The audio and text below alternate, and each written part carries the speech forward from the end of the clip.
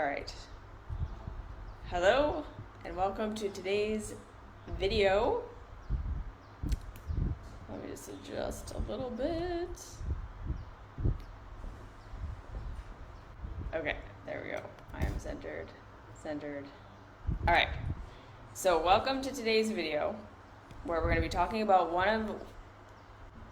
I know I say this in all my videos, but I think this specific thing that I'm going to talk about today is going to be something that in the future we hear a lot of self-help, personal growth, maybe even science people talking about, because I think that this connection that we're going to talk about today between us feeling pain and us feeling like there's something that is really truly not going well for us in our lives, that there really is a problem, there really is something that is hurting us, this connection that we have between that pain and automatically going into a state of wondering what's wrong with us, going into guilt, going into shame, going into blame, and looking for how we can fix ourselves instead of looking for what the actual root of our pain is and what the actual solution to that pain is. And this very deep, almost always subconscious connection we have between pain, meaning there's something wrong with me, leading us to a place where we rarely, if ever, are able to actually identify the issues that are going on in our lives. We're rarely, if ever, able to identify what's actually hurting us, and then rarely able to then figure out what's going to make us actually feel better in life.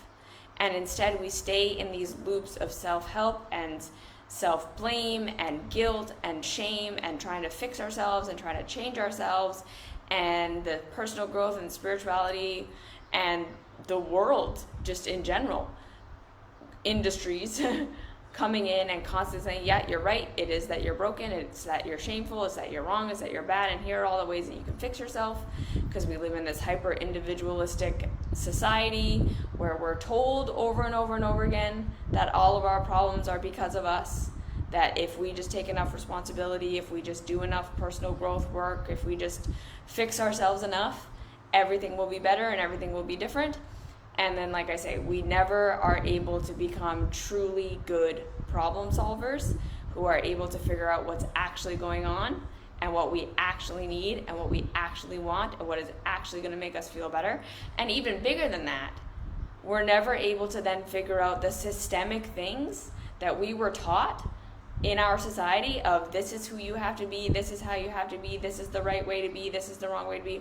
We're never able to figure out what of those things are actually helpful, what of those things are actually giving us good results in our lives, and what of those things don't work, and what do we need to change, and what do we need to shift in terms of our interaction with culture and in terms of our participation in culture that's actually going to make us feel better. We just get a whole bunch of people, randomly rebelling from a bunch of things, not really even sure why. They just think everything mainstream is evil and we got to just get rid of all of it. Or again, we have a whole bunch of people who are living lives that they have been told over and over and over again is the right way to live life, and is what you should do to be good, and is what you should do to have success, and is what you should do to fit in, and all of this. And then they constantly feel miserable, they constantly don't get the results that they want, they constantly feel terrible and like they're failing, or like there's something wrong with them that they can't keep up, and they're never able to identify that it's not them that's broken, it's the system they're trying to fit themselves into that is not working for them. Okay, so now again, plug for my school. This is this guilt, shame, blame connection between when we feel pain, when we feel like life isn't going how we want it to go, when we are in a state where there is any kind of discomfort in our sphere, whether we're kind of cognitively aware of it or not, going into blame, shame, and guilt, and not seeing that this is not the problem. Not being able to see that our blame, our shame, and our guilt are coping mechanisms that are actually obfuscating our capacity to see what is really hurting us, what really needs to change, what really needs to shift. This is the entire second curriculum in the mystery school. Okay, so if this idea resonates with you and you're like, okay, how do I do this? Like, how do I even start to recognize when I'm in my loops of self-help and everything just seems so obviously, it's me, I'm shameful, I'm wrong, I'm bad. Here are all the things that are shameful and wrong and bad about me. Here's all the evidence that proves that I am shameful, wrong, bad, guilty, and here are all the things that I need to do to fix this. If you're stuck in that and you're like, how the frick do I even like become aware enough to figure out where am I making this connection between pain and self-improvement, and how do I start to break out of it? That's what the entire curriculum is for, the second curriculum in my school. It's a huge, long, year-long study program of like, how do we break through these shame, guilt, blame stories that seem so real so that we can figure out what's actually hurting, what about that is the culture taught us that we have to do this, or the conditioning that we've been given, because again, this has a lot to do with conditioning. The things we think we need to do and the things we think we need to be that ultimately hurt us, but are the conditioning we were given. So we don't even see that there's another way. We don't even see that it's conditioning. It seems like just real reality to us. Breaking out of that perception to be able to see, okay, what actually would serve me so that I'm not in this pain anymore. It's a lot of steps, and it's a lot of self-awareness, and it's usually a long process of self-awareness. So again, just because you're listening to this video and if you walk away being like, why can't I just figure out all these things that are wrong with me? Why can't I figure out this connection between my shame and my guilt and what's really going on and it's not your fault. It's hard. This is hard work to do, okay? So do these videos, do the self-love practice. If you want more help, that is what the school is for. That is what I designed the school for, because again, this is deep work. So we're going to talk about it today. I'm going to give you as much tool as I can today, but if you want to go deeper with it, you can go in the school. You don't have to join the school. You can go to therapy. You can do this work on your own. I'm not saying I have a magic bullet. I'm just saying I've created a program for this if you want support with this. Okay, so someone says, OMG, I just had a similar conversation about this, even with my personal therapist. Yes, because I really think that if we can start to recognize our shame, guilt, blame loops for what they really are, we break our perception wide open. Like this is one of the most life-changing things we will ever do for ourselves. I really believe this, okay? So again, this is not the answer to all of our problems. This is not the answer to every time we feel shame or guilt or blame, that it's always what I'm going to talk about today. Remember, there is no always or never in healing. There's no one thing that's the silver bullet for all of us. Some people are not going to resonate with this, and they're not going to feel like this has anything to do with them, and that's fine, okay? So just remember to take what resonates, take what matches for you, try it on, try some things, let go of anything that doesn't work. Yeah? All right. Okay, so again, coming back to the foundational concepts, that if we can understand this, I believe we will be able to understand pretty much everything that we do and why we are the way we are. And it is this, right? In the temporary codependent relationship of our early childhoods, it all comes down to this. So much of what we are as an adult, so much of our programming, so much of how we view the world and how we view ourselves, so many of the habits that we have all come down to this conditioning that happened in our nervous systems before we had conscious, cognitive, logical thought. This is where the roots of all of our behaviors are coming from. And I know that I talk about it in like basically every single one of my videos, but that is because again, if we can understand this concept, We are going to be able to have so much more compassion for ourselves, so much more curiosity for what's actually going on. We're going to be able to break out of this idea that there is something fundamentally wrong with who and what we are. And we are going to be able to shift into, no, these are my patterns that I learned before I even had conscious awareness.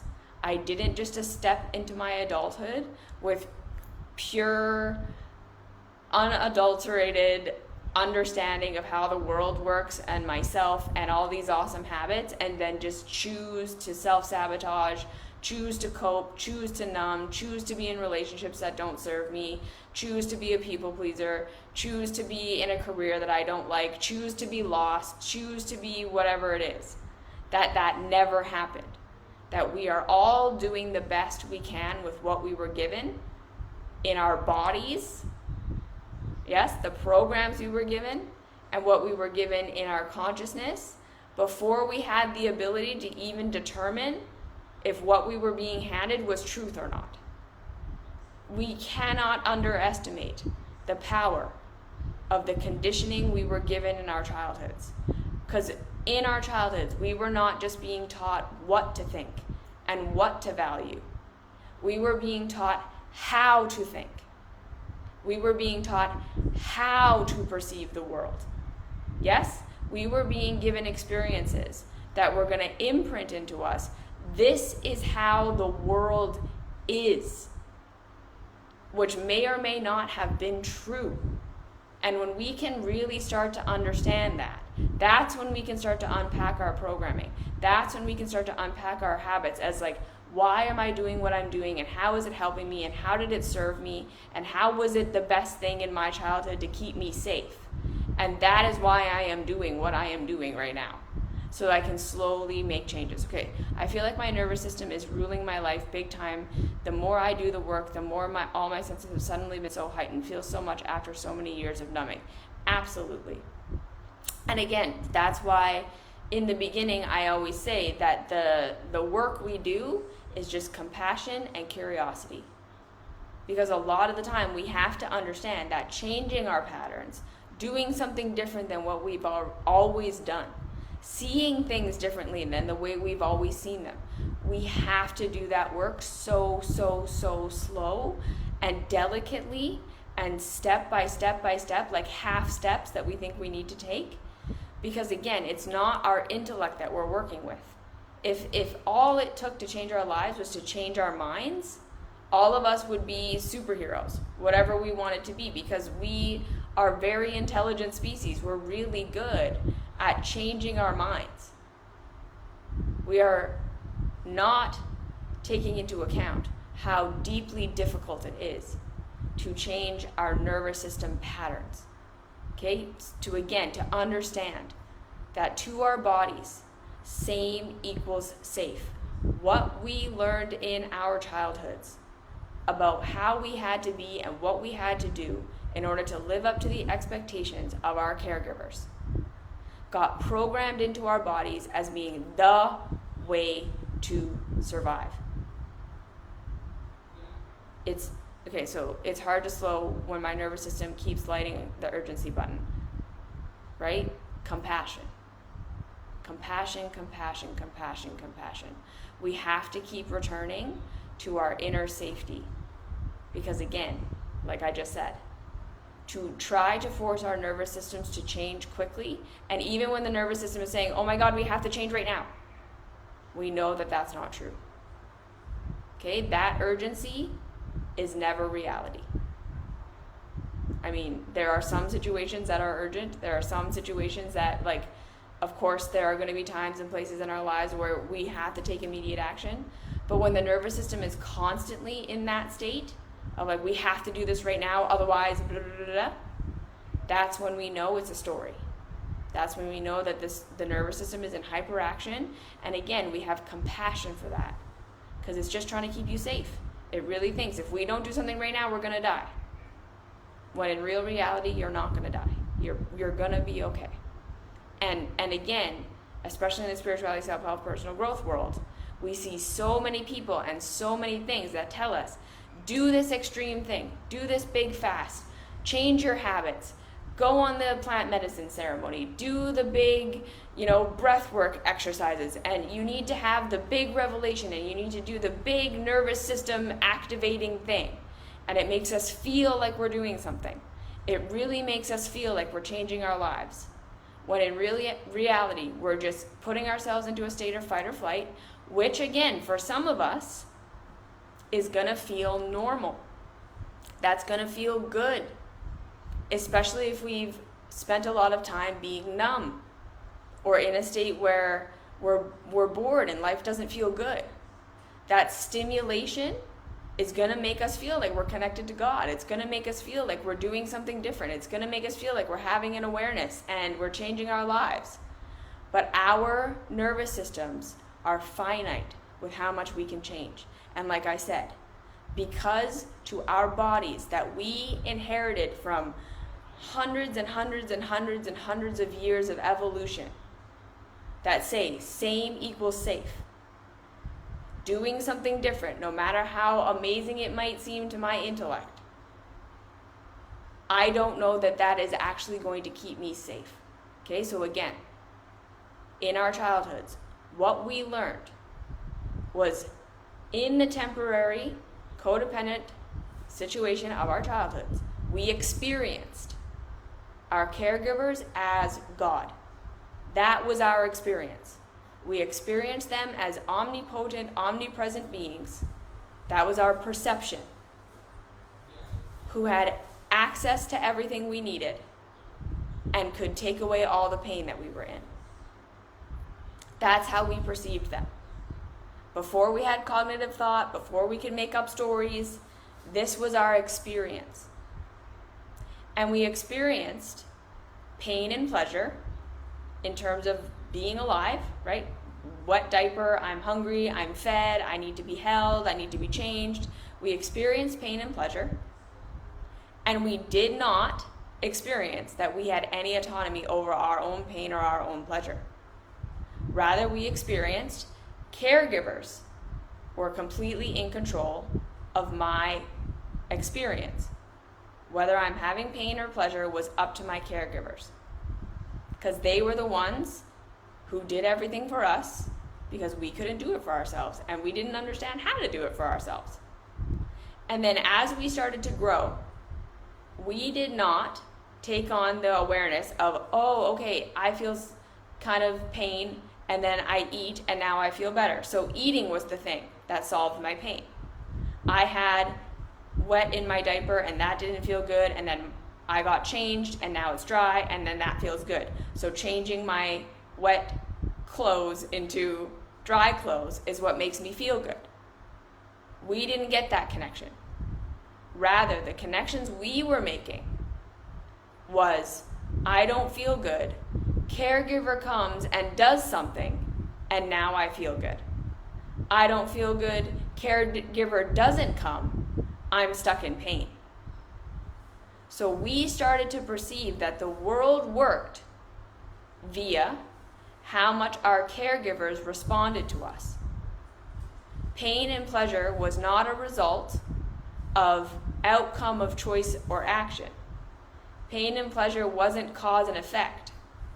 Pain and pleasure was controlled by caregivers taking care of us or not taking care of us. So we perceived that the one thing we had control over was our behavior. How much we could get caregivers to empathize with us, to understand us, to give us what we needed via our behavior was the thing we had control over. We perceived that pain happened because caregivers weren't caring for us. And then as we got older and older and older, there would have been a connection between how much we were being approved of and loved and accepted by our caregivers, and how much they were giving us pleasure and rescuing us from pain, and how much we were being rejected, shamed, blamed, cast out, misunderstood by our caregivers, and again, how much they were giving us pleasure and taking away our pain. It would have appeared to us that the one thing we had control over was our behavior. In order to get what we wanted, caregivers needed to be empathizing with us, understanding us, approving us, giving us what we needed, and taking our pain away. And it would have appeared to us that they were doing that based on how much they approved of us or how much they disapproved of us. Okay? So shame, blame, and guilt were protective mechanisms. As we were growing, when what actually felt good to us, because this is the thing, right? As we started to become older children, we would have started to experiment with things. We would have started to not be babies anymore, be toddlers, be small children, regular children. And we would have started to experience the world in this kind of transition period where not everything now was completely up to mom and dad or to caregivers, whoever cared for us. We were going to start to notice a connection between things that felt good to us and things that didn't feel good to us. Our behaviors, our way of talking, the things we liked doing, the things we didn't like doing, the things we liked participating in, the things we didn't like participating in. But we still would have had this deep program that if caregivers are upset with me, if caregivers abandon me, if caregivers disapprove of me, I am unsafe because they are my source for everything. Remember that. In our childhoods, when we were being programmed for this is how life is, that's what we were being programmed for in our nervous systems, in our bodies, not just in our minds. Caregivers have access to everything, and it is through them that all my needs are met and all of my pain is taken away. So now, if I do something that gets my caregivers to reject me, abandon me, yell at me, shame me, this is not just something that makes me feel bad about myself. This is an existential crisis. Because these are the people who I depend on for absolutely everything. When they love me, when they approve of me, when they agree with my behavior, I am safe. Because that means they are more likely to empath me, to understand me, to meet my needs, and to take my pain away. So then as we started to grow, and we started to have our own experience, and we started to realize this thing kind of feels good for me, and I like doing this thing, but it gets me rejected. Now we have an existential crisis. Okay, there's pleasure here in, say, expressing myself in this way. I really like putting on makeup. But when I do it, caregivers don't approve of me. They don't like it, they withdraw, they tell me it's ugly, they tell me it's silly. Now I have this divide between this thing that feels good for me, but also gets me rejected by the caregivers I am absolutely dependent on for everything. You see? So now we're going to start to develop an existential relationship with this part of ourselves that wants to put on makeup. Because this part of ourselves that wants to put on makeup feels good, feels natural. But it gives us a threat in terms of our relationship with our caregiver. And therefore, we start to see it as wrong and bad and shameful. Not just because caregivers told us that's wrong, bad, and shameful. Because sometimes we have shame and blame and guilt about things no one ever said verbally was bad. We just perceived caregivers pulling away or telling us that wasn't important or brushing it off or anything like this. We start to develop shame, blame, and guilt about the part of ourselves that wants to put on makeup. Because that's a self-protective mechanism coming in saying, okay, even though this feels good, so that's a thing we're going to want to do over and over and over again, because we are humans who want to feel pleasure. It feels pleasure, but it's an existential threat to me, and therefore I need to have something to protect me from doing it. And that is where shame, blame, and guilt come in.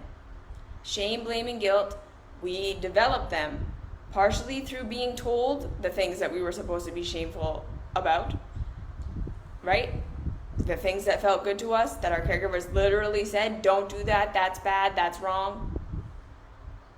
We were being rejected by our caregivers. Caregivers were everything. We could not question why they were telling us it was bad, why they were telling us it was wrong. We couldn't say, that's just their opinion, that's fine, I can do it anyways. We had no capacity to do that. We had to just say, yep, that's true, you are my caregiver, I depend on you for everything, so when you tell me this thing is bad and wrong, it's fracturing my relationship with you. And therefore, it's bad and wrong and shameful. And I have to then hate that part of myself that wants to do this to stop myself from doing it because it's dangerous for me to do it. And then same thing on the flip side. If we had pain doing things, like pretend we really didn't like hanging out with certain people, and every time caregivers bring us to a certain place, we don't like the person, we don't want to be there. But we're told over and over and over again, no, you're supposed to, good girls, good boys, good kids are nice to these people. And you have to play nice, and you have to be here, and this is a good place to be. So even though we don't feel good, we now start to develop that existential relationship with this part of ourselves that doesn't want to do what caregivers want us to do, that doesn't want to be where caregivers want us to be, that isn't feeling pleasure at the things we're being told are good things for us to do and be. Now we have an existential relationship with the part of ourselves that is rejecting things. We feel shame and blame and guilt instead of being able to say, no, that I'm right. This doesn't feel good for a reason. Why doesn't this feel good? What's actually going on here? We're like, oh, there's something wrong with me that I don't feel good here. You see? So we all, to some degree, took on from our caregivers, this is the right way to be, this is the wrong way to be. And if you are not this way, and if you are this way, you are then going to develop shame, blame, and guilt as a way of trying to get yourself to override your natural feelings. Do you understand this? If something gave you pleasure, but it caused your caregivers to reject, pull away, not like you on some level, even if that wasn't even what was really happening, even if there was like you did something and your caregivers were just having an off day that day, and they weren't then attending to your needs, we might then perceive the reason they did that is because of this behavior. And they may not even have been rejecting that behavior. They could have been having their own day. We didn't even realize that as children. Anything that caused our caregivers to pull away from us, to reject us, to shame us, to blame us, became a part of ourselves that we had an existential relationship with. So anything that we liked doing that gave us pleasure, which is naturally something we should follow in real reality, we would say, nope, that's wrong, that's bad, cut that off, run away. Anything that gave us pain, that in real reality we need to say, okay, why does that hurt? What hurts about that? That our caregiver said, if you don't do this thing, if you're not involved in this thing, if you don't go towards this thing, I reject you, I shame you, I blame you, I ignore you, I don't meet your needs. We are now having an existential relationship with the part of ourselves that feels pain. Yes?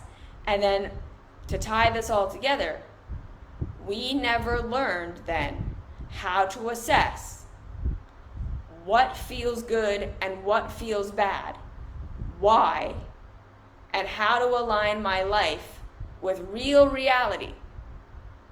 When something feels bad, why does it feel bad? What is the actual solution? So again, my tummy hurts. It's because I'm hungry. The solution is food. I don't feel good being around this person. Why? They expect me to hug them and kiss them, and that feels bad for me. That feels like a crossing of my boundary. So I don't want to be around that person.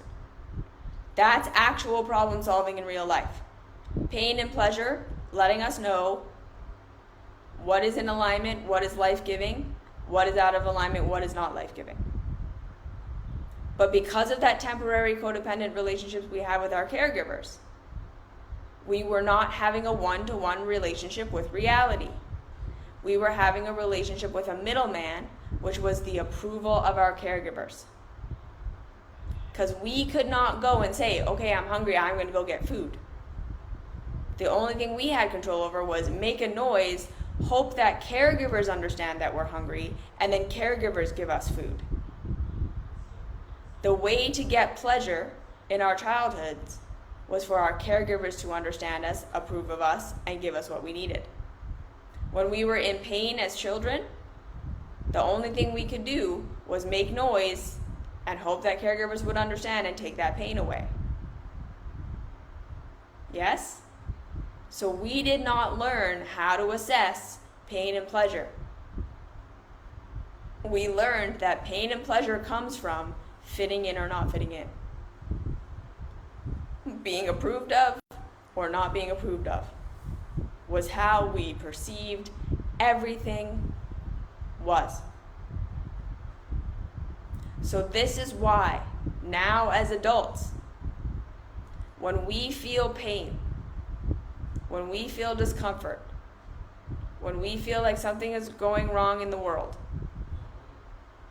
there is oftentimes, not always, not for all of us, but often, an immediate impulse to say, what am I doing wrong? What's wrong with me? How am I fucking up? Shame, blame, guilt.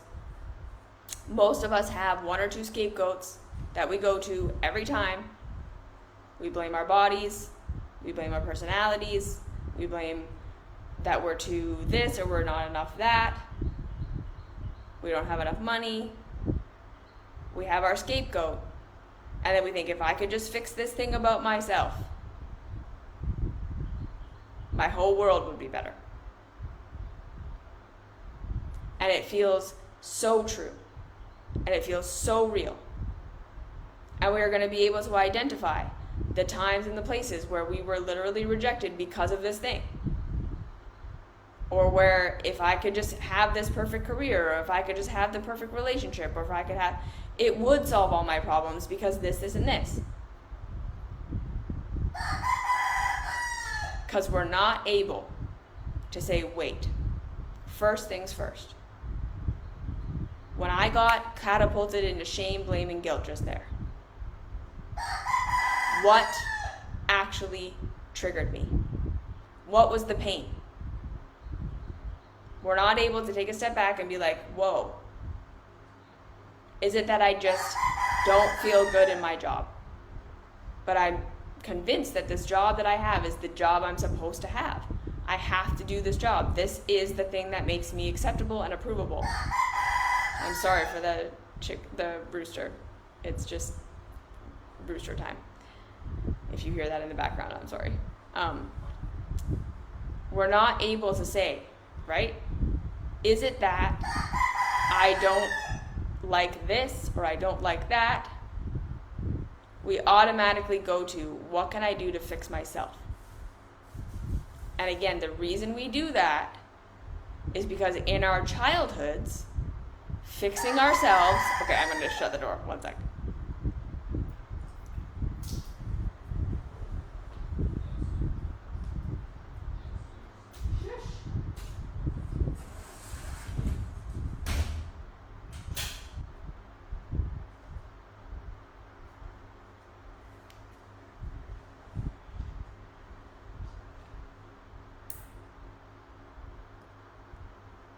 I don't know how roosters work, but apparently it is not that they just call at dawn. that is a myth. So anyways, in our childhoods, again, figuring out what was actually hurting us or was actually what we needed or actually what we wanted was not how we got pleasure, and it's not how we escaped pain. Being approved of was the one thing we had. So when we can understand that, when we are in pain, there's that automatic, what's wrong with me? What am I doing wrong? Where did I just get rejected? Where did I just fuck up? If we can start to understand, and then again, having these loops in our head that all of us have, of the, I feel this pain, it's because I'm shitty, It's because I'm shitty because of this, and this is what I need to do to fix myself. Most of us don't even recognize that we're all the way down that cascade before we're at trying to fix ourselves. We didn't even recognize that we were triggered and were in pain at all. All we perceive is the shame and guilt and blame that we have been carrying with us probably for all of our lives. And the thing that we scapegoated on is the thing we feel like we have the most control over in our lives right here, right now. This is why so many of us scapegoat our bodies. This is why so many of us scapegoat our relationships. This is why so many of us scapegoat our money. Because it's this thing on the surface that we feel like we have control over. If I could just fix this one thing about myself, what we're really hoping is going to happen is we will then be eternally approved of. Right? So even when we're saying, okay, I'm going to fix my codependency, or I'm going to fix this bad thing about my personality, I'm going to fix if I wasn't so needy, if I wasn't so whatever, we really are saying, I am hoping that if I just shame, blame, guilt myself enough about this one thing, I will fix this one thing about myself. And when I fix this one thing about myself, what we are really hoping is going to happen is that we will be eternally accepted and loved and approved of. And we're hoping that when that happens, we will never have pain again, and we will always be in pleasure. Because that first program we got in our childhoods was, the reason you are in pain is because you are being rejected by your omnipresent, omnipotent, omnipowerful caregivers. The reason you have pleasure is because your omnipresent, omnipotent, omnipowerful caregivers are approving of you. This is basically the foundation for all the religions we've made up, for all the things that we do in culture and society, where we're constantly trying to fit into the trends and be what everyone wants us to be, and where we always feel like we're not enough.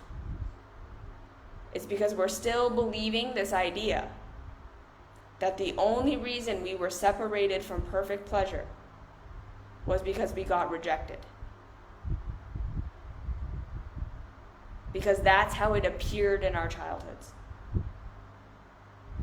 And this is why rejection so often makes us feel like we're gonna die. Because in our temporary reality of the codependent relationships we have with our caregivers, their rejection could have been death for us. But mostly, again, we were perceiving that we needed them for everything. So if they did reject us, if they did abandon us, if they did disapprove of us, we would have died. Because they were our source for everything. You see? So then as we grew, again, most of us didn't start to realize, oh, okay, pain and pleasure is not just a direct result of being approved of or disapproved of. Pain and pleasure is a direct result of something in my real reality being either good for me or not good for me, supportive or not supportive. We weren't able to start to say, okay, what about my conditioning? This is how you have to live in order to have success, in order to be good, in order to whatever, isn't true in real reality.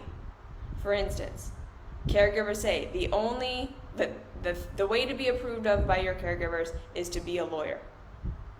And that's their conditioning. You have to get into a real profession. You have to be a doctor, you have to be a lawyer, you have to be a dentist. And to them and their worldview, that's the only acceptable way to be. So then you would have gotten conditioning that in order to be safe, Because remember, being good and being safe were the same thing. In order to be good, in order to be right, in order to be living a good life, you have to be a doctor or a lawyer. Because that is what caregivers are going to approve of you for. And then we would have built story upon story upon story upon story about people who don't do that, don't make as much money, they're not as respected in society, there's all these things. So there's evidence and evidence and evidence for how this is a good thing. And then you would have probably grown up watching your caregivers reject and make fun of and look for all the reasons why everyone who isn't a lawyer or isn't a profession isn't respectable, isn't happy. Any bad thing that would have happened in those people's lives, they would have been like, well, if they were a lawyer, that wouldn't have been happening. That, you see? So then you grow up and you start to go into law school and you hate it. It feels terrible. The first thing you're going to do is shame yourself. A lot of the time, you won't even realize that you hate law school. You will be like, man, if I just had a more outgoing personality, if I was just more likable, more sociable, why can't I be more popular? This is the thing that's wrong. This is the thing that's fucking it all up for me. I have to be a lawyer. I have to do this school. But the thing that's making me miserable is that I don't have 50 million friends. And we will work on it and work on it and work on it, and every time we go to class and we feel overwhelmed and we don't like it, we don't even recognize that that's what's happening. We're just automatically like, it's because I don't have enough friends. It's because I'm not popular. It's because of my stupid personality. And this personality thing would have been something that you maybe were picked on for growing up. It could be a thing that got you, people didn't like you, you weren't that popular, whatever. But now it's become every single time I am in pain about anything, this is the thing I go to. And I shame myself and I blame myself. And if I could just be more popular, this would be the thing. And then we start to do this work. And we start to realize, whoa, okay. It's not necessarily that I need to be more popular. Because even if I became the most popular person on the planet right now, even if I had 1 million friends, I still wouldn't feel good. Why? Because I don't like being in law school. This is not what I want to do with my life. This is not the career that works for me. But to have that revelation, to be able to admit to yourself, I don't want to be a lawyer. I am in pain when I am in law school. And it's not going to be solved by making a bunch of friends, which is a thing I feel like I could give myself one day. Right? That it's a promise of a future that I think I sort of have control over. So even if I were to give myself that thing, even if I were to have 1 million friends, I still wouldn't be happy. And you realize you wouldn't be happy because you wouldn't be happy in law school. To then be able to say, okay, I'm going to not be in law school, is going to be the scariest thing you've ever done. Because now you're actually confronting your conditioning. And your nervous system is going to say, if you don't go to law school, you're going to die. There is absolutely no way that you could ever have a good life without being a lawyer. Number one, look at all the stories your caregivers told you about everyone else who isn't a profession.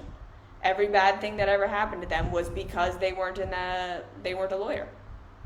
So you're going to have all this evidence in your mind. But mostly, it's going to be, if I let my caregivers down, I'm going to die because I'm dependent on them. And we all still feel that way deep down inside until we've done enough work to be able to show ourselves our adult perspective. Because that's, again, the whole kind of process of the mystery school, is learning how to step into our adult perspective. Most of us don't realize that we are stuck in our childhood perspective. That the shame, blame, and guilt is the evidence that we still believe the reason I am in pain is because I am bad. There is something fundamentally wrong with me that's getting me rejected, and therefore I am not going to be safe, because if I'm being rejected, my needs are not going to get met. That's the spiral we're all in. So again, when we feel pain, we automatically look for, what's the thing that's wrong with me? So that I can get myself to figure out what that is, so I can change myself, so I can do what I need to do to be approved of. Because in theory, in childhood, that was supposed to equal caregivers understanding us, giving us pleasure, and taking our pain away. Shame, blame, and guilt are childhood coping mechanisms for pain we don't know how to solve. That is why we automatically go into self-help and trying to fix ourselves and shaming and blaming ourselves when we are in pain. Because it was the childhood program we got. Caregivers are responsible for and have the power over everything. And so the more we are accepted by them, the more they are going to take our pain away, the more they are going to provide for us. The less we are rejected by them, the safer we are going to be. The more we are rejected by them, the more we are going to have pain, that we're not going to have what we need, we're not going to be safe, we're going to die. So when we're in pain, childhood problem solving says, what did you do wrong? How did you just step outside of what caregivers expect of you? What can you fix about yourself so that you are more acceptable, loved, and approved of? Right? So again, why do we all have these hang-ups about our bodies, about our money, about our relationships? Because these are the things we're showing the world. We really think if I could just perfect this one thing about myself that everyone can see, I will be approved of. And we believe that being approved of equals permanent escape from pain and permanent entry into pleasure.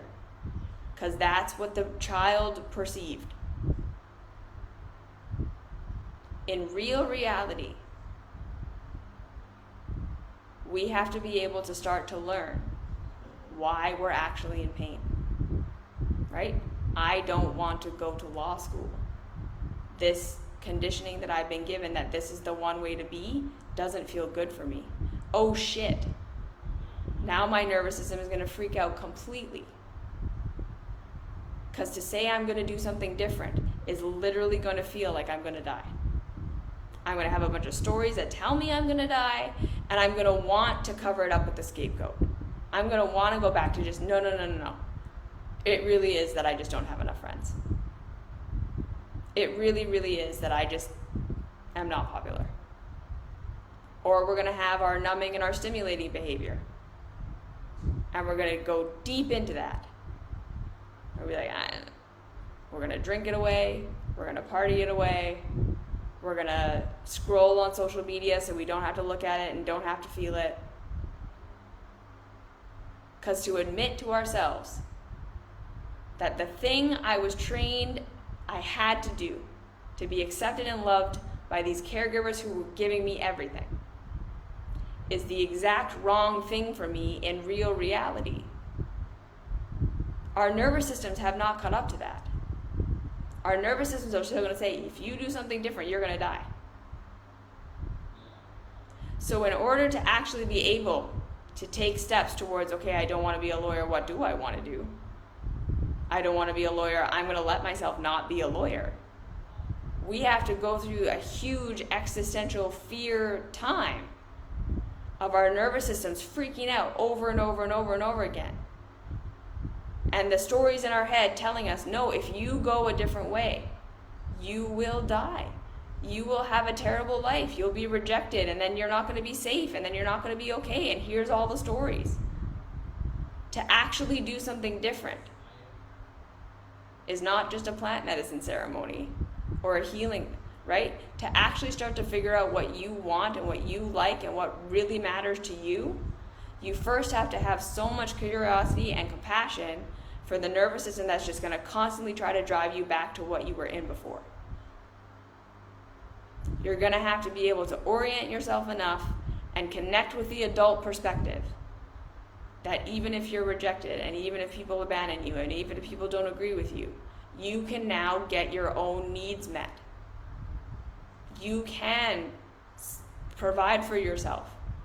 You can figure out what you need and get your needs met, even if your caregivers or society doesn't approve of you.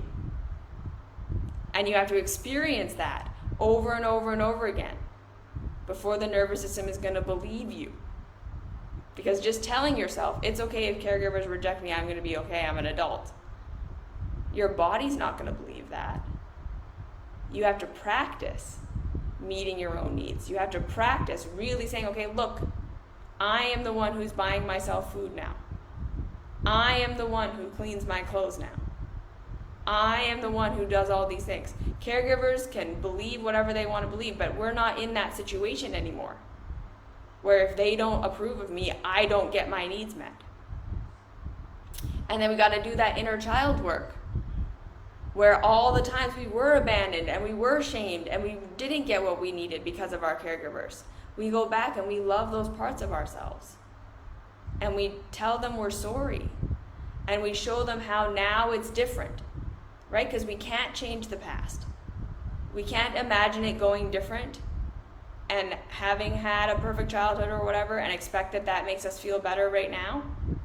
What we really need to do is go back and grieve the shittiness of not being provided for and not being given what we needed and being antagonized and being in dangerous situations and being hurt and being harmed. And then showing ourselves, okay, and now I'm an adult and it's different. It was really bad before, and that's legitimate. And that is trauma. And sometimes we work through that with a therapist, or we work through that with some coach or something, till we can get to the point where we can start to bring ourselves more and more, when we're triggered, into that fear state, into our adult perspective. So when we go into shame and blame and guilt, we start to say, okay, I'm triggered. That's what this is. Shame and blame and guilt are telling me I'm triggered.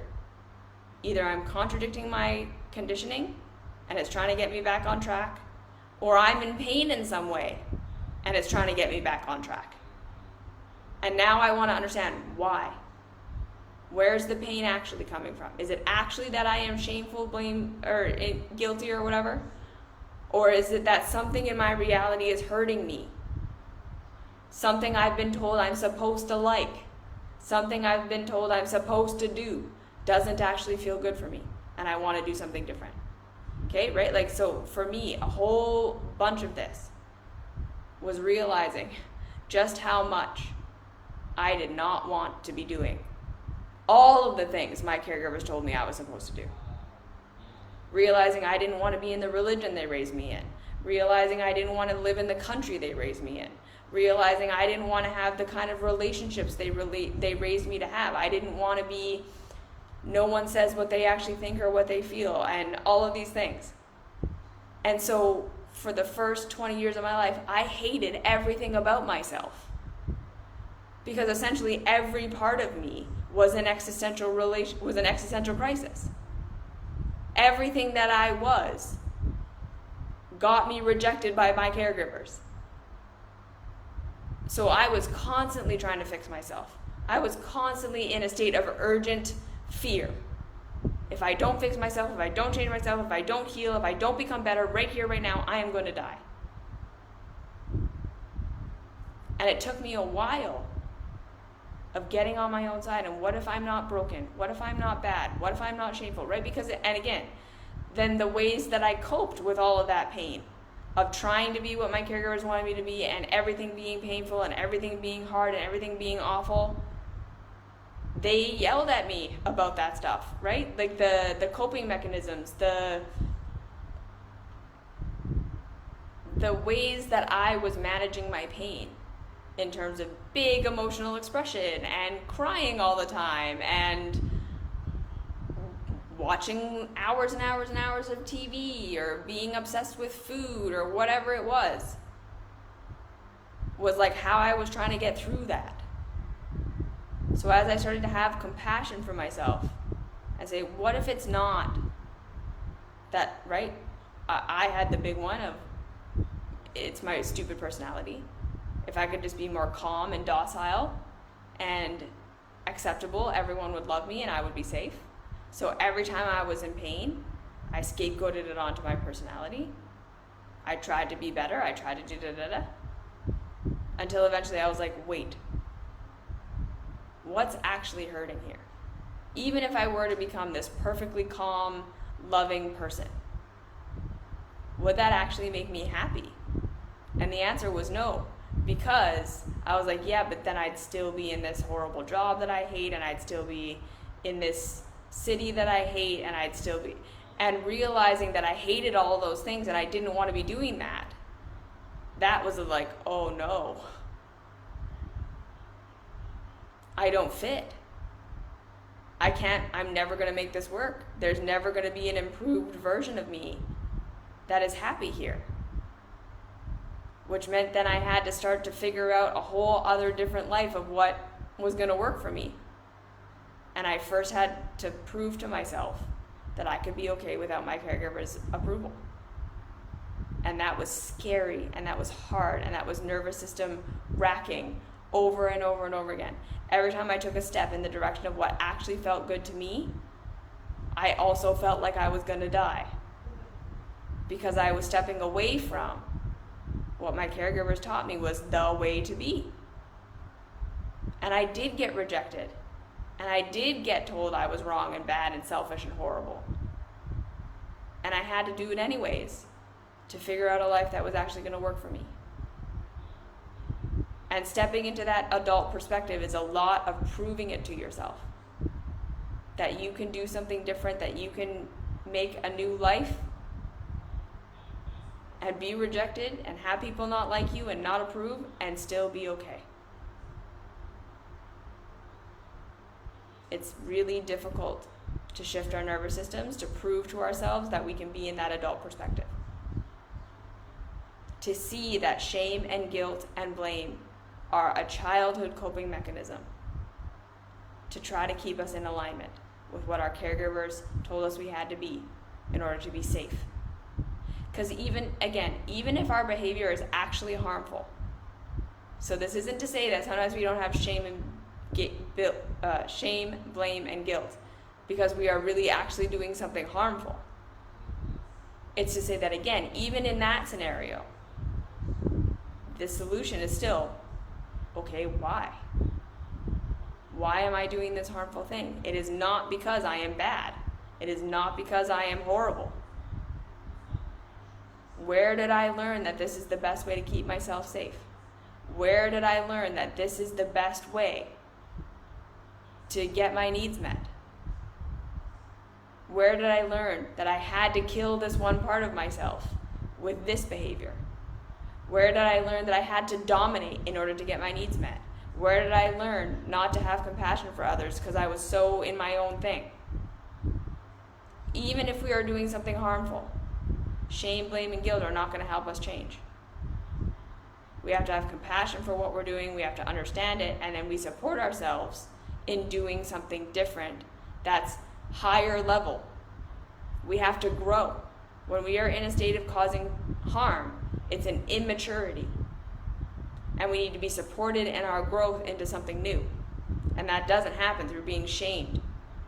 Because when we're in shame, blame, and guilt, we're in same. We are forcing ourselves to do the same things we've always done. That's what the shame, blame, and guilt is for. That's the entire reason we have it. Do what you've always done. Stay stuck in your cycles. Because to your body and your brain, that is how you survive. In order to change, we have to come into safety, which requires that we approve of ourselves. Because again, we have to work with that program. That very first program we got, that love and approval equals safety and I'm going to get my needs met, we got to work with that. That's why we do this practice of self-compassion and curiosity. Because it shifts our nervous system into a state of thinking we're safe, even if we objectively aren't. We will think we are. We will feel like we are. And that's when we can expand our perception. That's when we can change habits. That's when we can see what's really going on.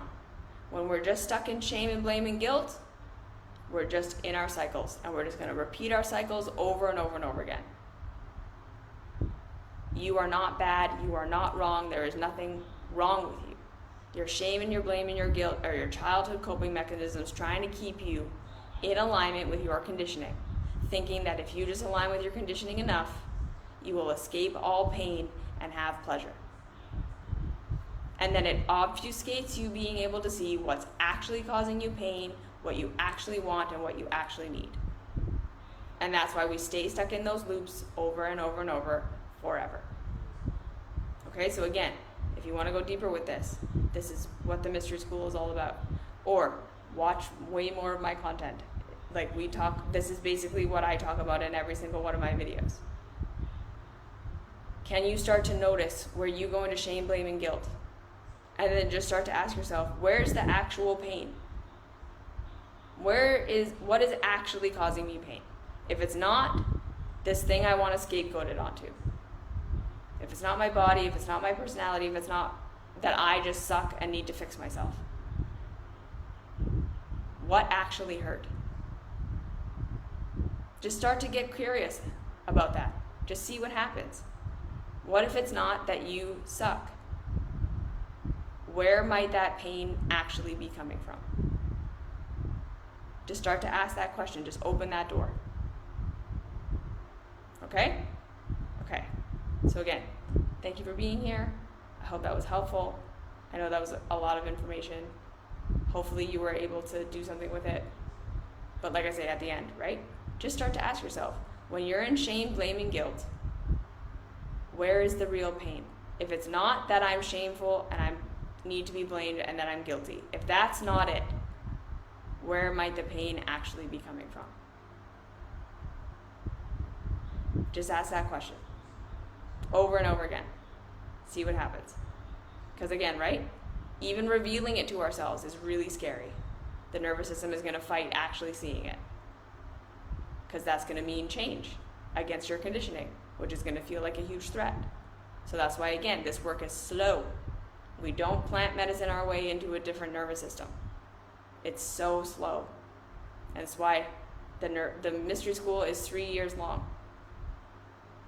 It's slow, slow, slow. Because just because we can understand it intellectually, the nervous system is a whole nother deal. And this is why everyone who does the nervous system stimulating stuff are just constantly riding that high and crashing, riding and crashing, riding and crashing, thinking they're having a revelation, never being able to change their life because they're not able to ground it. This is slow work. Okay? Okay. So thank you for being here. You are awesome. You are not shameful. Even if you're doing something harmful, you have a reason, and you can grow that part of yourself to do something more mature. And learning to step into your adult perspective. This is how we start to shift this. You are no longer in that relationship you had with your caregivers. Even if you're still dependent on them in some way, you're still more autonomous now than you were. And that's how we start to shift. Okay. Thank you. It is scary. Shame is so insidious. I am caught on that up and down cycle. Yeah, totally. It's hard to say, okay, I'm going to have compassion for myself instead. What am I actually feeling? What if this shame is a cover-up? It's hard. And that's why we have to do it over and over and over and over and over and over again. It's a practice. It's not something we do one time. 3-year Mystery School, right? Okay. You're not alone, though. The shame is insidious. And again, culture uses it. That's how they sell us everything. You don't fit in. You're not in the trend. You're not doing good enough. It's everywhere. Because again, so long as we're feeling shitty, we can be sold that we need to produce more and consume more. And that's how our culture keeps going. So it's not just your caregivers, it's literally everywhere. So you gotta have so much compassion for yourself. Okay? Okay. Mwah. I'll see you later.